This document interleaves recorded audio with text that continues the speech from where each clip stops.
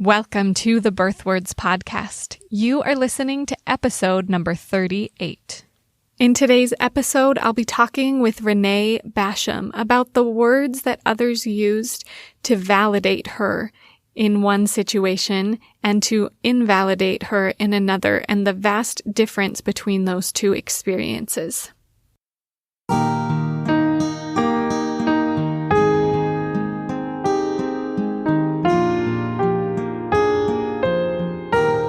You're listening to the Birth Words Podcast. Utah-based birth doula and applied linguistics scholar Sarah Pixton digs into the language of pregnancy and birth to help expectant women claim their power as life-giving agents engaged in a praiseworthy work. This podcast aims to promote positive birth paradigms and is not intended as medical advice.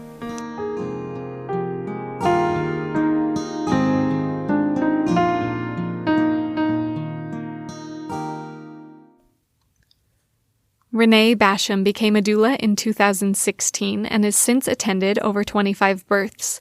She founded Hope's Embrace, a nonprofit organization that brings doula support to families who otherwise could not afford it. Her heart lies with serving women who are underserved and marginalized. She is conversationally fluent in ASL and has experience working with teenagers and women who have endured trauma. She also has a heart for bereavement work since she miscarried in 2014. Renee is happily married with 2 living children and an angel baby. Hi, Renee. Welcome to the podcast. Hey, thanks for having me. I'm excited to have you share your story today. I know when we were messaging, you mentioned that with your birth experiences, you felt like the language of others and yourself played a big role in those experiences. So today, I was just hoping that you would share your birth and postpartum experiences with a focus on that, on the power of words. Yeah, I would love to. So I've learned, quite possibly the hard way, that words kind of shape our experiences. My first pregnancy was in early June of 2014, and it resulted in a loss. So 2 days after I had that loss, I went to a doctor that I had been waiting months to get in to see, and it was completely unrelated to my pregnancy. So she noticed something was kind of off with me. And when she asked, I told her that I had just experienced a miscarriage a couple days ago. And her next words really kind of shook me. And it's only now, 4.5 years later, that I'm realizing how much they shaped my motherhood experiences. She actually told me, "You wouldn't have miscarried if you had just X, Y, or Z better." Essentially, if I ate better or if I was healthier, then I wouldn't have lost my baby. So I had a doctor tell me that the loss was my fault. And that really stuck with me. But more than that, I was also struck with how people were unintentionally cruel. So I would hear things like, well, at least you can get pregnant, or you can just have another, or it happens to a lot of people, so you shouldn't be sad. I wasn't allowed to be sad, and I was often told, not outright, but it felt like I was being told again and again that I was at fault. So that same August, I got pregnant again, and my entire pregnancy was spent living in fear. I was diagnosed with mild HG, and I lived in constant fear that I would lose the baby. I couldn't even drink water without getting sick. So I lived on flat Sprite. I had 2 liters that I carried around with me everywhere. And I just ate whatever I could. And I had one provider tell me to just keep doing what I was doing, and she was more concerned with me than with the baby, and that the baby was fine. And then I had other providers telling me that I was just playing up being sick and I complained too much. And, again, I was hearing that if I did this, then I wouldn't be sick or I wouldn't feel bad. I can't feel bad, and I was at fault. So then the blood pressure wouldn't come down. Throughout my pregnancy, I kept creeping up and up and up. And at the very end, when they decided to induce, I reached 190 over 100. The midwife said that I needed cervical ripening. The nurse said that I didn't. So she decided to call the doctor and cancel the ripening orders. So I spent all day Tuesday, all night, and all day Wednesday in labor. He was born at 8:40 p.m. But before that, my body started pushing around 3 centimeters. So my cervix swelled and it bruised really badly. And like they actually called all the nurses and stuff in, like, have you seen this? This is really unique. And everybody was staring at my cervix. A new midwife on call offered me an epidural, and the nurses kept blaming me for pushing. I swelled my cervix. I created the problems, and they wouldn't listen that it wasn't intentional. Again, my fault. So he was born and went 12 hours without nursing. I tried it again and again and again. The nurses were mad, but they never offered him a bottle. They never offered me to pump. They threatened to not discharge me. Thankfully, there was an IBCLC on staff that she stepped in and she said, I'm going to go ahead and let them discharge you, but you have to call me in the morning. So he finally ate, but it was a struggle. I was in pain every single feeding for 6 months. I bled often, but no one could ever find anything wrong with our latch. Again, it was just my fault. And he was a really difficult baby. 3 years later, I would find out that he had sensory processing disorder, but it took 3 years to get somebody to listen to me. I kept being told if I got him out more, he would be happier. If I gave him a routine, if I wasn't stressed, if I, slept more, if I let him go outside and play more. Again, if I, it was my fault. Throughout pregnancy, labor, and postpartum, I learned that things were my fault. They weren't as bad as I felt them to be. And I had professionals telling me that things weren't as bad as I said that they were. And so everything was fine with me and my son. It was my fault. And that really affects you.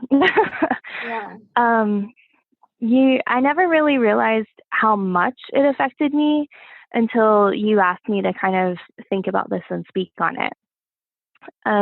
So looking back, I went 10 months believing that I was really just okay and I was just a bad mom. I felt like I failed, but it was in my head. So if I tried harder, things would get better. And I started to isolate myself because nobody understood my son. He cried all the time. He crawled at 4.5 months. That's no joke. He didn't like being held, but again, that was my fault. I must have been doing something wrong. So it took me a really long time to kind of change that narrative. It got easier when he was diagnosed, not because he had a label. I never wanted to label him, but it meant that what was going on was real. It wasn't me. He got accepted to a needs-based preschool, which again validated me. It was not me. It was not me needing to try harder or to be better. And finally, other people were seeing that there were things going on that weren't normal, and they were willing to step in. So I was pregnant at the same time that all of these things started happening, and I found a new provider who validated me. I was sick, and she saw that, and I did have symphysis pubis dysfunction, and she saw that. My son had therapists that validated me as a mother often. They would come over and work with him, and they would tell me all the things that I was doing right. And so I tried to learn what I could, and I was determined that this baby was going to be different. And it's amazing what validation can do. I was still sick, and I still had SPD, like I said, with my second pregnancy. But I was happier and I was more cared for. I ended up having a spontaneous natural birth. We breastfed with ease, and 2 years later, we're still breastfeeding. Wow. I'm confident in myself as a mother, so much so that now I teach other people how to be a mother through my nonprofit. And I know that the things people said with my loss and with my first baby don't define me, because nobody gets to define me but me. I love it. One of the things that I love most about your story is that you had such a rough beginning, but to know where you are now with your nonprofit, reaching out to whoever you can serve, I think that's just beautiful that you have found yourself after those struggles, and now you're reaching out to help others find themselves in their parenting journeys. And I think that's a beautiful gift that you're offering. Thank you. Thank you for sharing your story. Thank you for that work that you do. Can you tell me about, if you had to sum up your feelings about pregnancy, birth, and the postpartum experience in just one word, what word would it be? It would be validate, because that's really all it took to change everything from my first pregnancy to my second. So, you can be happy and sad, and you can, be happy that you're pregnant, but also feel all of these things that you feel. And so, I work really hard with my clients to validate them and let them know that it's okay to feel what they feel.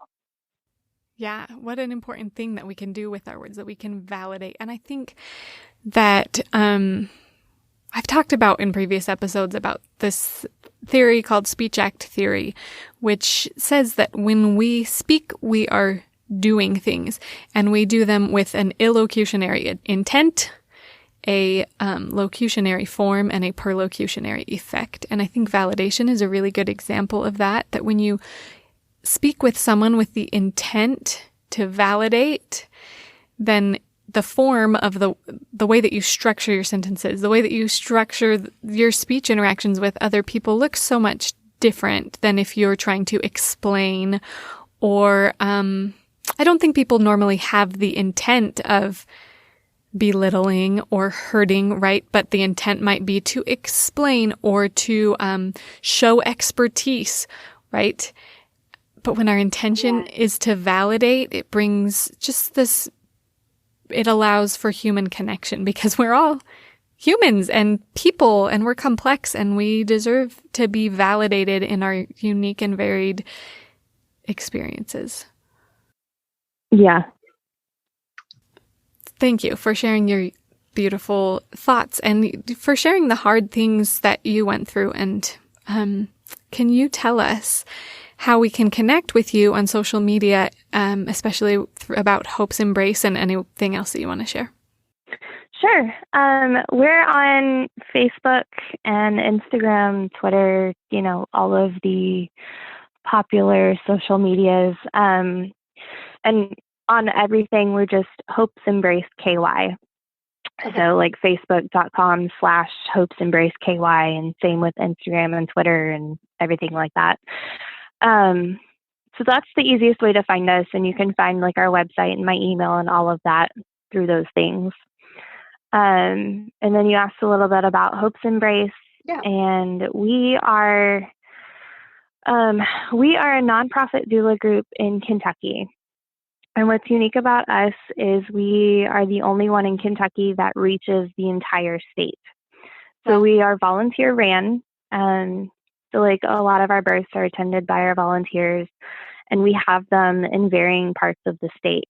So we're really working to make birth support accessible to those who need it but can't afford it. Mm-hmm. And a big part of what we do is, we validate. We listen to people, and we take their concerns as legitimate, and we get them help when they need it. And we're just there to walk alongside them. I love it. Thank you. Thank you so much for sharing your story and joining me today on the podcast.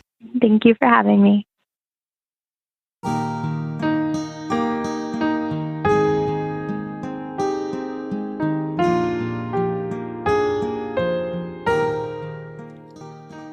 Did words play an important role in your birth experience? If you're interested in sharing your story on the podcast, go to www.birthwords.com. If you're liking what you hear on the podcast, please leave a review on your podcast app. For more resources about harnessing the power of words to benefit the birth experience, visit birthwords.com.